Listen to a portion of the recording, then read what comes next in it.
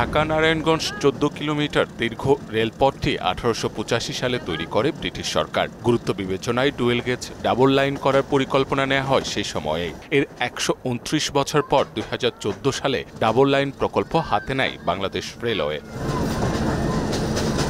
২০১৪ সালে শুরু হওয়া প্রকল্পটির কাজ ৩ বছরের মধ্যে শেষ হওয়ার কথা থাকলেও স্থানীয়রা অভিযোগ করেন আওয়ামী লীগের সাবেক এমপি শামীম ওসমানের প্রত্যক্ষ মদদে পরিবহন সিন্ডিকেটের কারণে আটকে যায় নির্মাণ কাজ।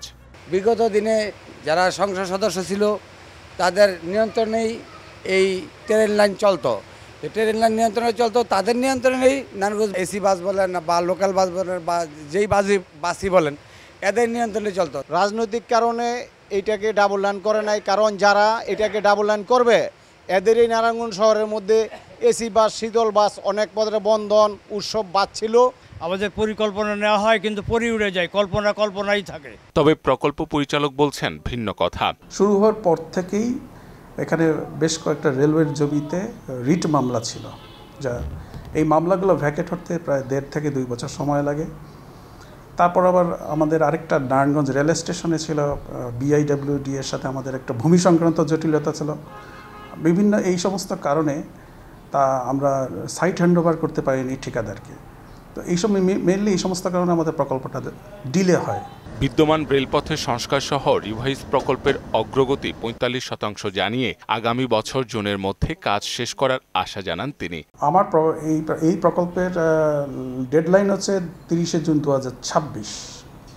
তা আমরা খুবই চেষ্টা করব, আমরা হার্ট অ্যান্ড সোল ট্রাই করবো এর ভেতরই প্রকল্পটা শেষ করা। বিশেষজ্ঞরা বলছেন প্রকল্প বাস্তবায়ন হলে ঢাকা নারায়ণগঞ্জ রেল রুটে যাত্রীরা যেমন অনায়াসে যাতায়াত করতে পারবেন, তেমনিভাবে গতি আসবে অর্থনীতিতেও। অনেক আগেই এটাকে শেষ করা উচিত ছিল। এটা যদি আমরা শেষ করতে পারতাম সময় মতো, তাহলে আপনার ধরেন নারায়ণগঞ্জ থেকে ঢাকা আসার জন্য এখন যে আমরা অনরোডের যেই ব্যবস্থাগুলো আমরা করেছি, যেমন মনে করেন শনিরেখার এখানে আমরা রাস্তা করে দিয়েছি, এদিকে আপনার পাগলার এদিক দিয়ে আপনার রাস্তা করে দিয়েছি, এগুলো না করলেও হতো। যথাসময়ে প্রকল্প শেষ করতে কর্তৃপক্ষের আরও আন্তরিক হওয়া উচিত বলে মনে করেন এই বিশেষজ্ঞ। আমি মনে করি যে কাজটা যেহেতু শুরু হয়েছে, এটাকে যত দ্রুত সম্ভব এটাকে শেষ করা প্রয়োজন বলে আমি মনে করি। মাহবুব হাসান রিপন, মোহনা সংবাদ, ঢাকা। কথা বলেন, অর্থনীতিবিদদের কথা বলেন।